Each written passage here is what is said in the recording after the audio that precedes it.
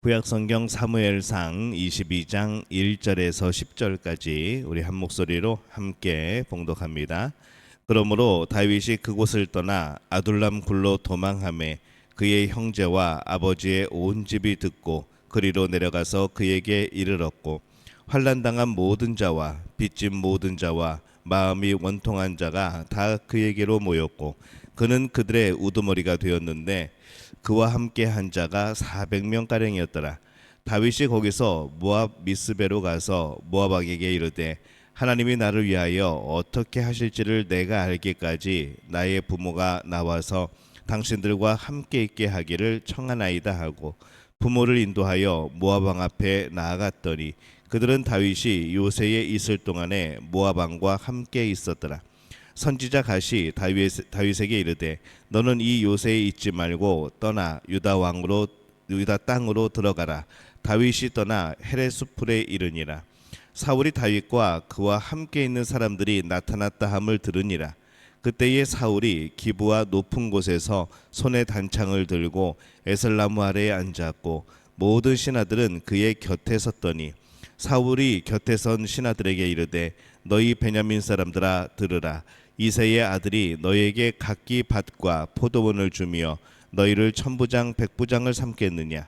너희가 다 공모하여 나를 대적하며 내 아들이 이새의 아들과 맹약하였으되 내게 고발하는 자가 하나도 없고, 나를 위하여 슬퍼하거나 내 아들이 내 신하를 선동하여 오늘이라도 매복하였다가 나를 치려하는 것을 내게 알리는 자가 하나도 없도다 하니, 그때에 에돔 사람 도액이 사울의 신하 중에 섰더니 대답하여 이르되, 이새의 아들이 노베 와서 아히두베의 아들 아히멜렉에게 이른 것을 내가 보았는데, 아히멜렉이 그를 위하여 여호와께 묻고 그에게 음식도 주고 블레셋 사람 골리앗의 칼도 주더이다. 아멘. 할렐루야. 하나님의 은혜가 오늘 새벽에 하루의 첫 시간을 주 앞에 드리는 우리 믿음의 가족들에게 함께 하시기를 예수님의 이름으로 축복합니다. 오늘 말씀은 이 다윗 도망자의 여정, 그리고 사울 궁에서의 여러 가지 신하들과의 회의 내용을 담고 있습니다. 다윗은 블레셋에서 빠져나와 이스라엘로 들어갑니다. 아둘람 굴로 도망을 하죠. 이 아둘람은 이스라엘의 영토이고 또 블레셋과도 그리 멀지 않은 곳입니다. 또한 땅 아래에 많은 굴들이 있어서 숨어 지내기가 좋은 그러한 또 골짜기이기도 하죠. 다윗은 이스라엘에서 명성이 높았습니다. 다윗이 아둘람에 있다는 소식을 들은 사람들이 모여들기 시작합니다. 그래서 2절에 보면은 환난당한 모든 자와 빚진 모든 자와 마음이 원통한 자가 다 그에게로 모였고, 그는 그들의 우두머리가 되었는데 그와 함께한 자가 400명가량이었더라. 이렇게 기록을 합니다. 사울의 치하 아래에서 적응하지 못하였던 많은 사람들이 모여들게 된 거죠. 함께한 자가 400명가량이었더라. 이렇게 기록을 합니다. 도망자에게 400명이 몰려든다는 것, 이 작은 숫자가 아닙니다. 사람이 많아지면서 더 이상 아둘람 굴에 숨어 있을 수가 없습니다.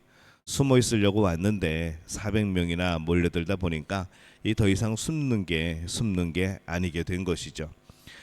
다윗이 모압으로 가서 왕에게 말합니다. 하나님이 나를 위하여 어떻게 하실지 내가 알기까지 부모님이 안전하게 있을 수 있도록 그렇게 좀 보호해 달라라고 말을 합니다. 그리고 자신은 인근에 요새를 만들어 주든까지 합니다. 근데 조건이 있습니다. 하나님이 나를 위하여 어떻게 하실지를 내가 알기까지. 이 다윗의 늘 마음속에, 그의 중심에, 그의 생각 속에 있는 것은 하나님의 뜻인 것이죠. 하나님의 마음은 어떠실까? 하나님의 뜻은 어떠실까? 이것을 항상 우선적으로 생각하는 또 그의 모습을 보게 되어집니다. 이 선지자 갓이 다윗에게 옵니다. 다윗에게 너는 이 요새에 있지 말고 떠나라 라고 말을 하죠. 이 선지자 갓은 다윗과 함께 움직이고 있었던 것이 아닌가라는 생각을 해봅니다. 아니면 이때에 다윗에게 합류하였는가, 또 그런 생각도 해봅니다. 그는 다윗에게 하나님의 뜻을 전합니다. 유다 땅으로 들어가라는 것이죠. 지금 다윗에게 있어서 유다 땅은 위험한 곳입니다. 그리고 구체적으로 어떤 곳으로 가야 할지도 모릅니다. 그러나 이 다윗은 하나님의 말씀에 따라서 이 유다 땅으로 다시 옮겨갑니다. 하나님의 뜻이 다윗이 알고 싶은 때에 구체적으로 들리는 것은 아닙니다. 정말 자세하게 세밀하게 하나님께서 예비하시지만은 가끔 이 하나님이 알려주시는 뜻들은 이렇게 구체적이 아닐 때가 많이 있는 것이죠. 그래서 그는 블레셋으로 아둘람으로 모압으로 헤레스풀로 계속 옮겨 다닙니다. 그때마다 그럼에도 불구하고 다윗은 늘 생각합니다. 어떤 것이 안전한 것인지 그리고 하나님의 뜻은 무엇인지. 그러나 정말 구체적으로 그가 생각했던 것은 그것이 정말 나에게 있어서 나의 안전을 지켜주고 나를 보호해주고 그런 상황보다도 정말 하나님의 뜻이 무엇인지 그것을 늘 생각했던 것이죠. 구체적으로는 몰라도 하나님의 뜻과 방향에 늘 궁금해하였고 늘 그것에 관심을 가지고 그것을 바라본 사람이 다윗이었습니다. 모압에서 유다 땅으로 들어갈 때에는 그것이 안전하지 않은 것을 본인도 압니다. 그러나 하나님의 뜻이라는 것을 확실히 알았을 때 그는 순종한 것이죠. 그는 늘 하나님의 뜻을 염두에 두고 살았다는 것을 우리가 볼 수가 있습니다. 우리는 하나님의 뜻에 살아가는 사람들입니다. 오늘 하나님의 뜻은 이 성경 말씀을 통해서 우리가 알 수 있죠.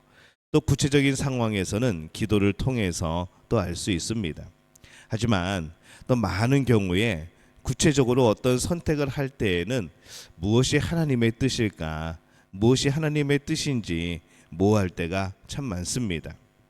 그때는 보통 자신의 안전을 위해서 선택하는 경우가 대부분이죠.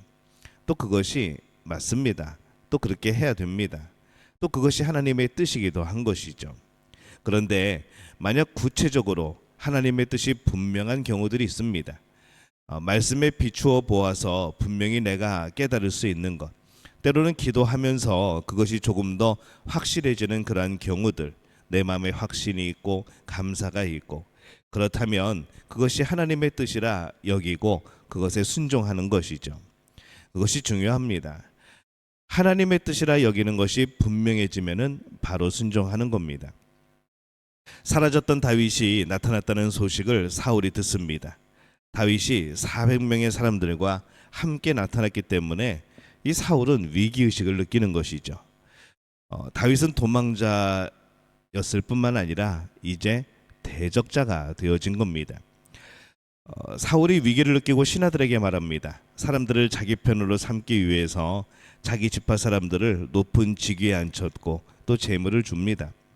그들이 자신을 섬기게 만들죠. 그러나 그의 사람을 부리는 재주는 일방적입니다. 사람들의 생각은 하나님의 뜻을 분별하는 데 있어서 참 중요합니다. 이 사람들의 말에 때로는 귀를 기울일 필요가 있죠. 사울은 아들 요나단의 말조차도 듣지 않습니다. 아들이면 다윗보다 사울의 편에 덜 설 것인데 그런데도 이 아들의 말조차 듣지 않습니다. 결국 하나님의 뜻을 아는 중요한 그런 길 중에 하나를 잃어버린 것이죠. 하나님의 뜻을 쫓아가고자 하는 사람이라면 또 그런 말들을 들을 필요가 있습니다. 환경을 통해서 말씀하시는 하나님의 뜻도 있는 것이죠. 사울의 진노에 부응하여서 이 다윗과 관련되어 이 도액이라는 사람이 고발을 합니다.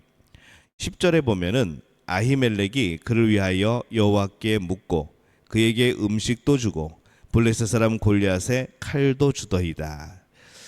이 다윗은 다급하게 도망가는 위급한 상황에서도 하나님께 물어봅니다. 앞에서는 다윗이 물은 것이 나와 있지 않지만은 오늘 말씀과 이후에 아히멜렉의 대답을 통해서 볼 때에 그는 하나님께 늘 물어본 것으로 하나님의 뜻을 물은 것이 분명해 보이는 거죠. 다윗은 그렇게 늘 하나님께 물어봅니다. 반면에 사울은 묻지 않습니다. 그의 옆에 늘 아히멜렉이 있었지만 묻지 않았습니다. 그는 자신의 뜻을 위해서 물었고 묻고 알게 되어도 제대로 따르지 않습니다. 하나님의 뜻이 아닌 자기 뜻의 모든 것이 중심이 되어지는 것, 이 사울은 그랬던 것이죠. 그래서 사울은 하나님의 뜻에 대하여 진심이 아니었습니다. 하나님의 뜻에 관심이 없으면 신앙인이 아닙니다. 자신의 삶에 대한 하나님의 뜻에 관심이 많아야 하는 거죠. 하나님의 뜻을 알면 절대 순종이 필요합니다. 다윗은 지금 도망자로서 계속 그 자리를 옮기고 있습니다. 그러나 그 와중에도 그는 하나님의 뜻을 계속 묻고 있죠. 때로는 잘못된 길을, 때로는 돌아가는 길을 걸어가기도 했지만은 하나님의 뜻에 의해서 수정되어지고 제자리를 찾아갑니다. 이 반면에 사울은 하나님의 뜻에 무관심합니다. 오직 자기 자신의 뜻만 중요하였죠. 그래서 그런 길을 가도, 그릇된 길을 가도 그는 돌아오지는 못합니다. 우리는 오늘 이 모습을 보면서 우리는 하나님의 뜻을 쫓아 살아가고 있는가? 때로는 실패해도, 때로는 돌아가도, 때로는 잘못된 길을 걸어가도 하나님의 뜻을 바라보고 하나님의 뜻에 관심이 있으면 우리는 언제든 돌아올 수가 있습니다. 왜냐하면 하나님께서 선한 길로 인도하시는 것이죠. 그래서 늘 하나님의 뜻을 따라 살기를 소원을 해야 됩니다. 하나님의 뜻이 여러 이유로 구체적이 않을 때도 많을 겁니다. 그러나 그때도 하나님의 뜻을 행하는 마음으로 계속 질문하는 것이죠. 그래서 우리의 삶의 기본 바탕이, 우리의 삶의 기본 모습이 하나님의 뜻을 쫓아 사는 그런 삶의 모습이 되어야 합니다. 그것이 분명하던, 때로는 분명하지 않던, 언제나 하나님께 물어보고 살아가는 그런 인생, 그 인생이 복된 인생이고 하나님이 기뻐하시는 그런 인생이 되어질 줄로 믿습니다. 오늘 이 삶을 살아가는 우리 믿음의 가족들이 되어지시기를 예수님의 이름으로 축원합니다.